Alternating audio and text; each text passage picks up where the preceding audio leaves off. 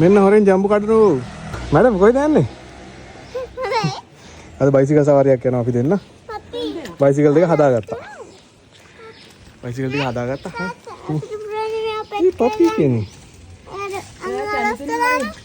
නෑ හැබැයි ගෙදර කෙනෙක් වගේ නේ. ඉතුරු වැඩ ටික කරන්න කැමති නම් හදා ගන්න පුළුවන්. ඈ. එළිනට. ඔව්. ඔයා ඉතුරු වැඩ ටික කරනවද? පෙට් පනාවල. ඒව කරනවා? පෙට්ගේ පූප් අයින් කරලා. දැන් මෙහෙම බයිසිකල් යනකොට මේ වගේ තැන් වල අපි ටක් ගාලා නවත්තලා කන්න පුළුවන්. මම ලොකු මේක ගත්තා. අන්න ඒක තමයි වාසිය. දැන් කාර් එක යනවා වගේ නෙමෙයි. මරත් එක. බයිසිකල් යනකොට ෆන් ගොඩයි. ඉතින් අපි මේක සර්විස් එකට දැම්මේ දවස් 5කට විතර උඩදී. ඉතින් ඔන්න ඔක්කොම හදාගත්ත ටයර් එහෙම පොඩක් දිරලා තිබ්බා ඒවා දාගෙන ටියුබ් දාලා.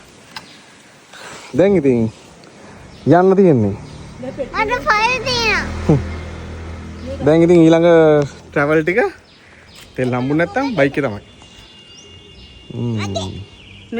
මේ දැන් තෙල් හම්බ වෙයිද දන්නේ. ඔව් දැන් තෙල් හම්බ වෙයිද දන්නේ. ගිය පාරත් එහෙම නෙමෙයි අපි. අනතරේ නේ. අම්මට 2. යා අපිට මට 2 තාත්තට 1. මට 5. අපි යනවා.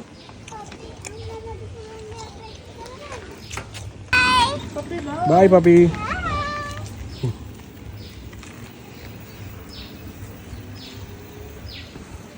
එලිනටත් ගත්ත චයිල්ඩ් සීට් එකක්. සැපේ යනවා එලිනන. හෙල්මට් ගන්න ඕනේ.